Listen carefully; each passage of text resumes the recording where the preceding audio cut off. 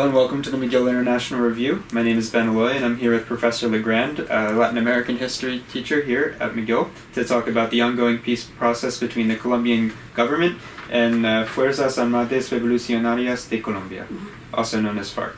Obviously, when both the government and FARC leaders present their agreement as a referendum on peace itself, the specific details and concrete policy proposals of the deal become somewhat muddled, often purposely so.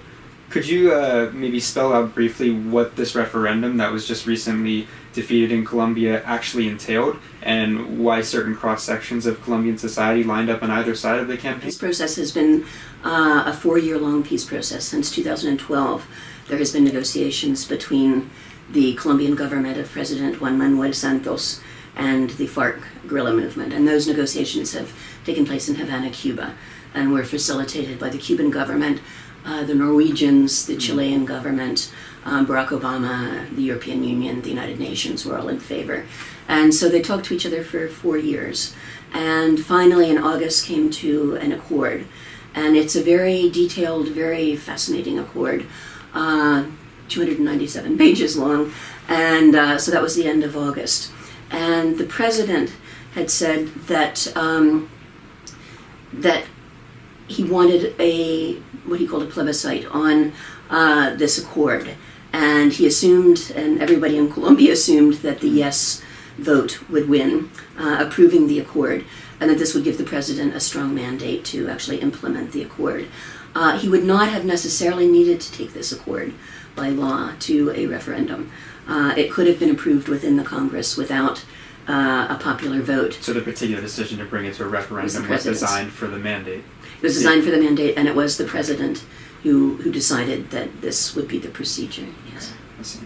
And among the groups who articulated a unified argument for the no side, I know the former President Uribe was involved in the leader of that no campaign. What were the common demands from people on that side as to why they wanted to renegotiate or outright reject the agreement? Yeah, there were no specific demands on their part for changes in the accord itself. In fact, it is just yesterday and today that they are finally coming up with concrete proposals for renegotiating the accord. In the end of August and September, the president, Juan Manuel Santos, and the FARC guerrilla movement said that there was no plan B. And that, so that if the accord were rejected, it would be back to the battlefield. There was no possibility of renegotiation.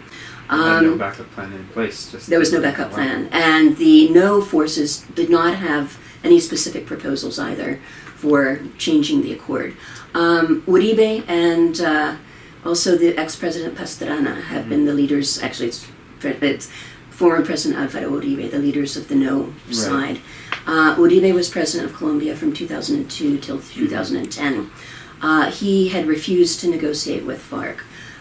Prior to his presidency, there had been 3 efforts at negotiation from 1982 until the year 2000. There had been 3 failed efforts at negotiation. So efforts have been going on for 30 years, essentially efforts. So it is extraordinary that this negotiation has come to fruition.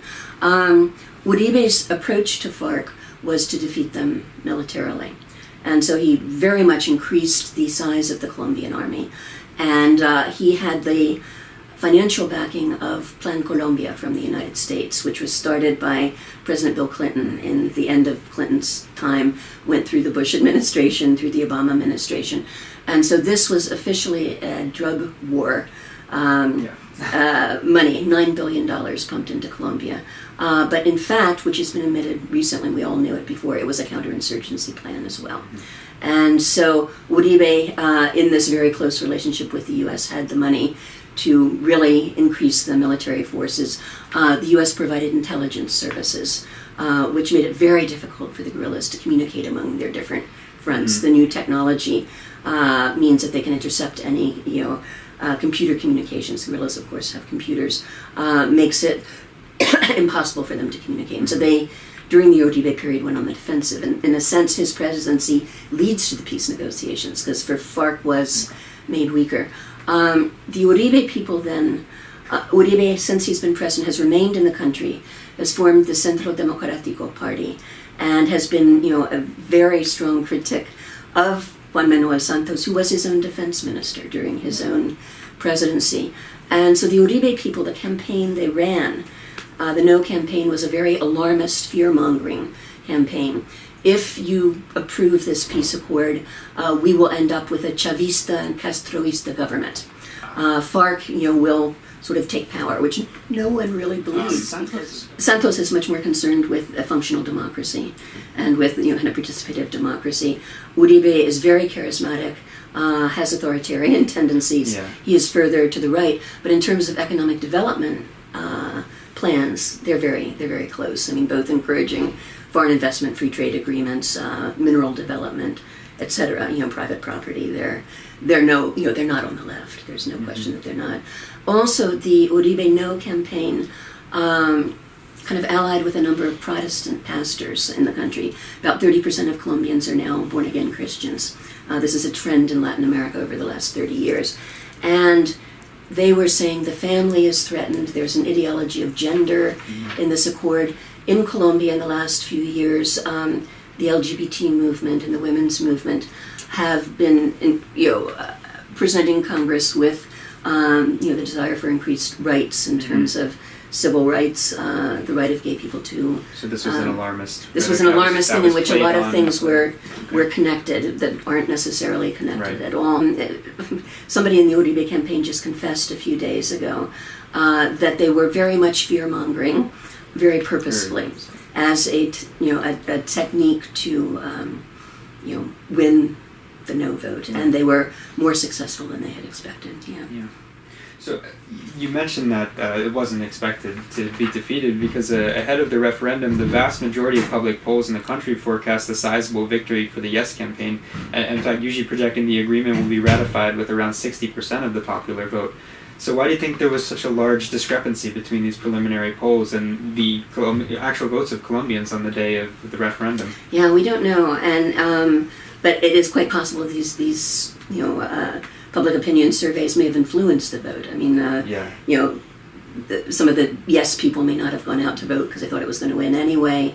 These kinds of things. Yeah. Plus, Hurricane Matthew was hitting the Atlantic coast at the same time as the vote. So there was the hurricane didn't hit the coast, but there was very strong rain on the Atlantic coast. And the Atlantic coast all voted yes. But even if the vote had been reversed, what happened was only 37% of Colombians voted, 62% abstention. And of the 37% that voted, 13 million people, the difference between the yes and the no vote was 50,000. And so it was, less than 0.5%, less 0.5% of 1% of the vote. It was extremely close. But even if it had been reversed, it would have been very hard for the yes vote to implement the accord with such a narrow margin. So people are saying if the yes accord had won 60%, that would have been a mandate. Yeah. But if it were very close, even if the yes had won by 1 or 2%, it still would have been problematic attempting to implement the accord. Yeah. And what effect, if any, do you feel that the recent awarding a couple of days ago of the Nobel Prize, the Colombian President Juan Manuel Santos, will have on the ongoing peace process? And more precisely, kind of going off that, does the Norwegian Nobel Committee, by deciding to award this coveted prize to a deeply unpopular president whose agreement with FARC was just rejected by voters, make them appear somewhat detached from the desires and political opinions of everyday Colombians? Make the government appear. Make the Norwegian Nobel Committee. No, I mean, when the no vote won, this fortified Alvaro Uribe enormously and his party. And presidential elections are coming up in 18 months. It's quite soon, in the spring of 2018. And so the outcome of this vote actually affects the jostling for the presidential election that is coming up. Uribe was and the Uribe people said, we won the vote. And it reinforced him politically enormously. So the Nobel Prize then gave fresh oxygen. It gave fresh, kind of support to Santos. And so the people on the yes side were extremely happy that this had occurred. I heard someone yesterday who said, an expert in peace negotiations at the University of Montreal, who said, for those who are against the ratification of this accord, they may see the Nobel Prize awarding as a kind of a foreign interference in what should be a Colombian, issue. And so it may not convince them of anything, but it is felt that at least it helped to even out the political cloud of the two Well, it sides. does certainly follow a trend of Nobel Prizes, following this very liberal peace narrative that is often pushed sometimes in awarding the Nobel Prize and other coveted international awards. So I guess the result of the referendum, following the public polls and just people's impressions in general, foreign observers are very confused about what transpired, and it's worth wondering if a renegotiated agreement is likely in the near future, or does the referendum's defeat signal a major impasse in the peace process? Yeah, it is a major impasse in the peace process. President Santos has given a kind of a date of October 31st that we must come to some sort of, we must move now, because there's some thought that the Uribe people would like to prolong this for the next 18 months until the next election. Right. And it really can't go on for the next 18 months, because the problem with this is that the guerrillas are now concentrated, ready to demobilize, ready to give up their arms. There are 200 UN people in the country who are going to supervise this. They are still there.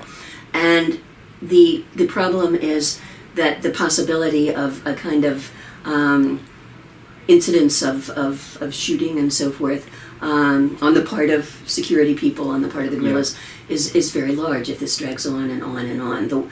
Everyone says, the Uribe people, the Santos people, everyone says, FARC, we do not want war. We want this to come to some sort of peaceful agreement. But if this drags on for 6 months, a year, this is just, terrible. Right. And so, the international people they were all in agreement that, in point of fact, this peace accord was a good peace accord. It had been ratified by, or seen as valid by the International Criminal Court, who did not see it as amnesty for FARC or whatever, but that it was okay in terms of international things. The Obama administration, the United Nations, the Organization of American States, the European Union, all of them were very supportive of this accord. And so it is, an extraordinary sort of situation. Yeah. And it is, Colombians talk about being in limbo right now, in a state of vertigo, kind of what next. And in the meantime, civil society is organizing. So there have been immense demonstrations in Bogota and in many other cities in Colombia. Yesterday there was a demonstration of thousands upon thousands of people for peace. They're saying acuerdo ya, the accord now. And 5,000 indigenous people came from all parts of the country to Bogota, and they were, kind of at the front of the parade, the manifestation, the demonstration. And the vote itself, it was the center of the country that tended to vote no. The more populated areas, the more central areas. Right, okay. The peripheral regions tended to vote yes. So the Atlantic coast, the Pacific coast, the northern Amazon, except that all of the cities voted yes. The larger cities, Bogota, except Medellin. And actually, Uribe's stronghold is the province, the state of Antioquia, and the capital is Medellin. And he received 500,000 votes. The no received 500,000 votes in Antioquia. So if even, if some of them had gone for the yes, that would have made the difference. But the peripheral regions are the regions that have felt the war the most in the last 3, 4, 5 years. And so there are organizations in Colombia that are organizations of the victims. They call themselves, we are the victims. And they are also coming to Bogota and elsewhere now. They are particularly in these peripheral regions. And they are saying, we who have suffered the impact of the war the most, we are for this accord, we are for the yes.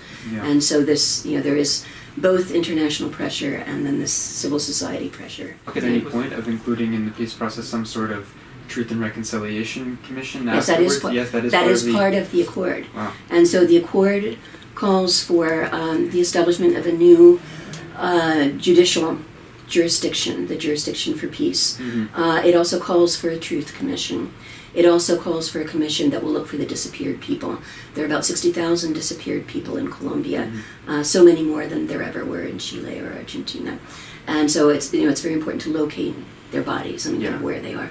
And so the jurisdiction for the peace, the new judicial jurisdiction, the guerrillas agreed that they would testify individually in front of this commission and that they would have to tell the truth as to what they had done. The leaders and I think the everyday kind of soldiers. And so this truth-seeking is regarded as a major part of attempting to reconstruct the social fabric of the country and to reconstruct kind of the idea of what did happen, and we must know this.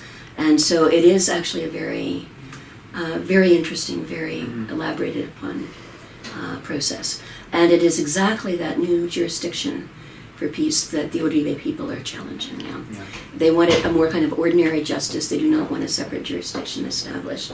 And so this is one of the main things. And it's not clear that FARC will go along with this, because right now the Uribe people and the president's people are negotiating. But of course FARC has to agree to any changes in the accord. So the question as to what they will agree to. The FARC leader Timochenko has repeatedly reiterated his commitment towards the ongoing peace process, yes. But he's also expressed reluctance to renegotiate certain parts of the agreement. Mm-hmm. And does the referendum's defeat in any way shift the upper hand to FARC to demand further concessions, or would it perhaps be the opposite? It's the opposite. Yeah. It's the opposite. And so I think FARC also was taken aback by how large the no vote was, and they have said that they are willing to renegotiate to a certain extent. Again, the question of what concretely is going to be renegotiated is to be worked out. But both FARC and Santos lost a certain amount of standing, in this. Yeah.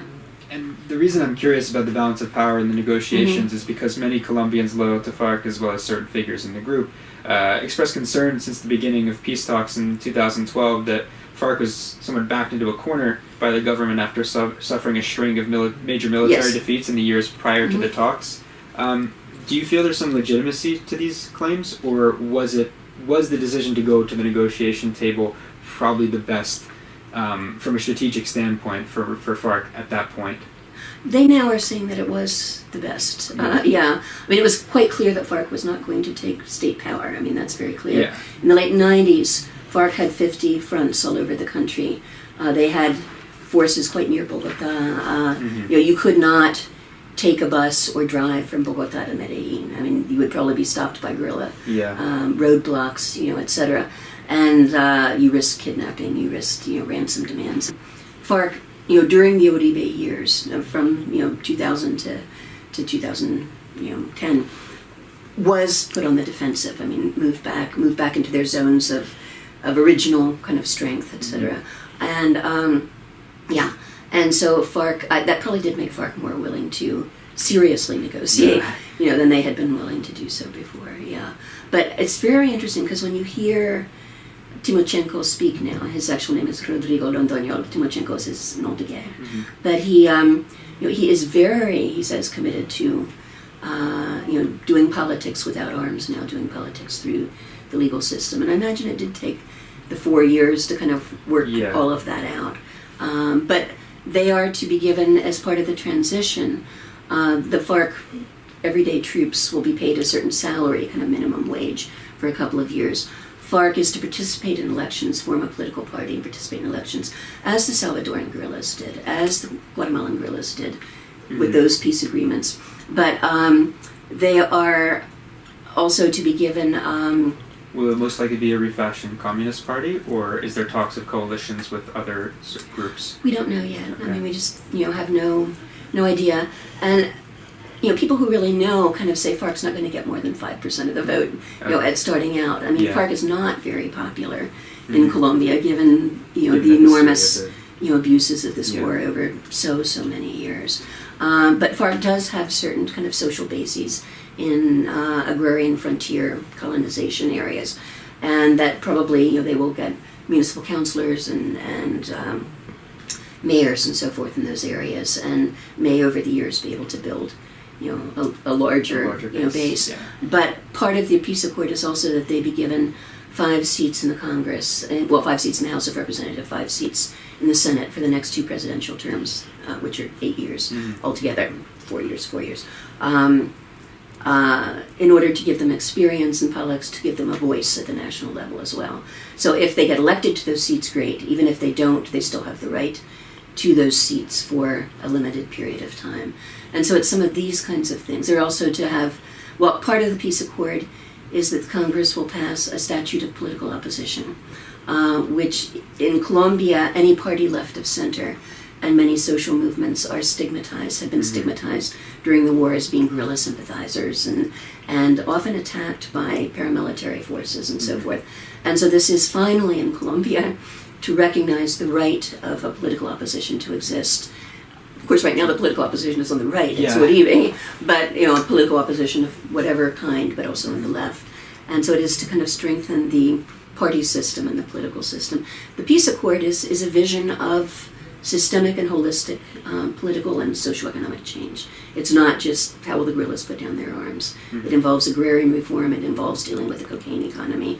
It's a a very elaborate. You mentioned those expansions of it because I'm wondering what you make of Uribe's, as Santos' primary political rival and the leader of the No campaign, his prominent role in the peace process, because he's actually in fact expanded upon just the terms of the ceasefire with FARC and wants to restructure the role of the family of Colombian society along more conservative and religious lines. Yes. Is this political opportunism, and in some way can we say that this referendum, if there is another one, would be a referendum in fact on the state of the political system in Colombia going forward? Well, the talk of the family, and this relates, some Colombians are saying, to a kind of conservative culture, worldview, very Catholic one. The Catholic Church has always been very strong in Colombia, although there is this movement toward Protestant conversion, which is true of all Latin American countries right now. But the Catholic Church in Colombia has always been a very conservative Catholic Church. Liberation theology never had much impact in Colombia. And the Catholic Church in Colombia was neutral in the no versus no. Well, they did not, encourage people to vote for the yes, although, and whereas Pope Francis was saying, approve this accord, I will come visit Colombia next March if it's approved. He's not going to go now, I think, but in any case, and so this talk of the family, it's a very weird kind of thing, which has to do with kind of, the Catholic family, the role of women in society, the role of LGBT people, and there have been articles in the paper about the issue of the gender ideology as an issue in all of this. And apparently what the Uribe and the others mean by gender ideology is the idea of the social construction of gender, which they, the idea that you are not necessarily a man or a woman, but you are, constructed socially, and they find that very threatening. They say that this is not what the Catholic Church or the Protestant, pastors would want, and they see this as a threat to the family. Now, it's somewhat perverse that he's trying to weave this into the fabric of what is designed to be a peace agreement to end a civil war. Well, the peace agreement does talk about a gender issue within the peace, and what they are saying is that women suffered differently than men in the war, and probably worse in many ways. Of course, a lot of women were displaced with their children, the men were killed, all kinds of things. And so the peace accord actually does talk about reparations to women and so forth, and they do call this gender issues within the peace accord, but they're not talking about LGBT rights within the peace accord. They are not talking about a social construction of gender in the peace accord. What they mean by this is actually women's issues within the peace accord, but it's getting all mixed up. So it's a reactionary push. But Antioquia, historically, the place that Uribe is from, is a very conservative, very Catholic society, which is very interesting because it produced Pablo Escobar. But it is a very conservative, very Catholic society, very business-oriented. So extremely empresarial, but at the same time with this, we are the people who work in this country, we are the people who construct business. It's almost a Protestant work ethic. And, although it's not Protestant, it's Catholic.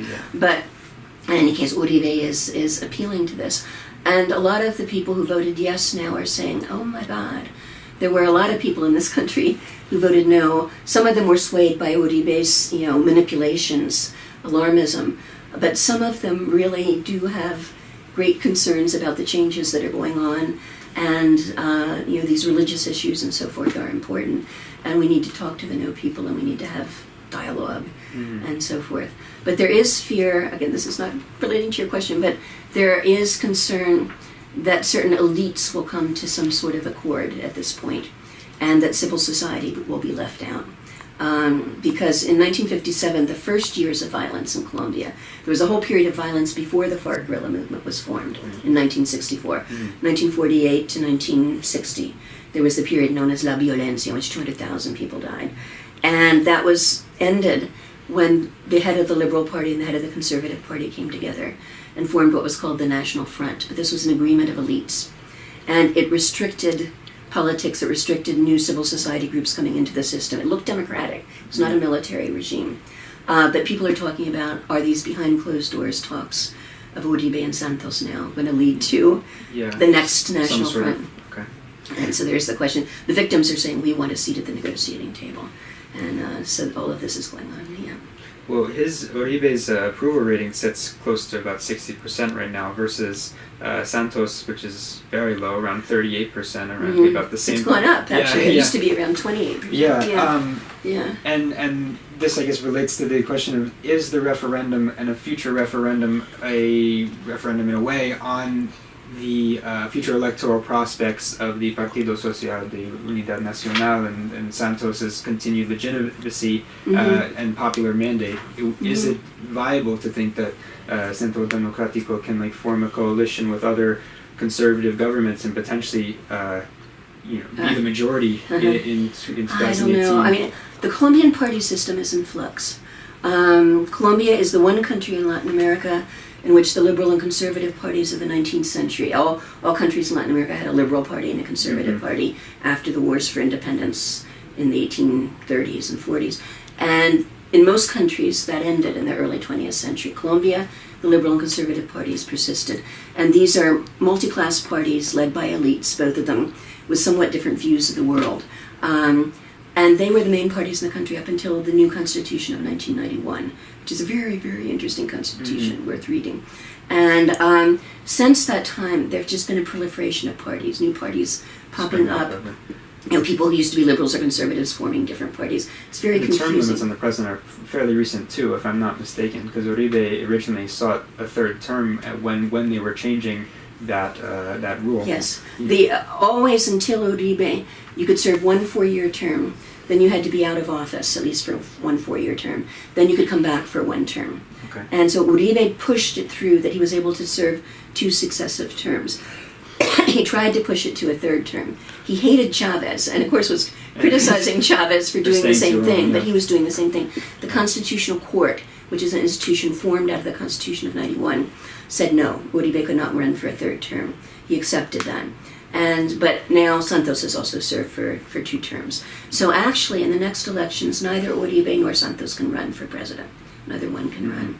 But definitely this, trying to sit, the fact that presidential elections are coming up within a year and a half is affecting all of the kinds of jousting for,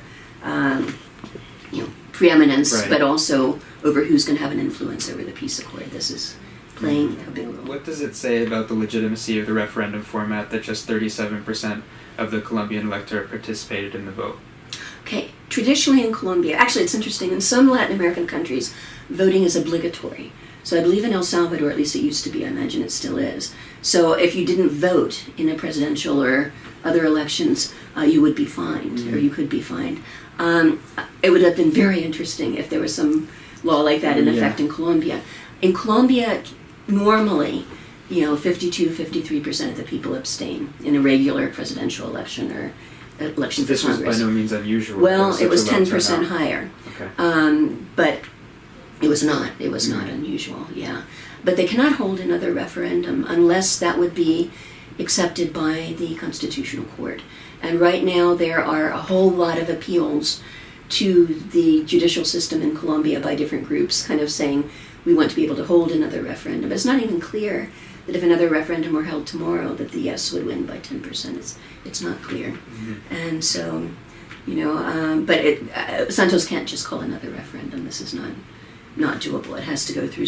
Colombia is a very legalistic country, and it's a country that has never really had a military dictatorship. It's officially a democracy. And so it's a very difficult situation. We don't know what will happen. Well, thank you for speaking with us. I think out of time, but thank you again. Sure. Okay, thank you.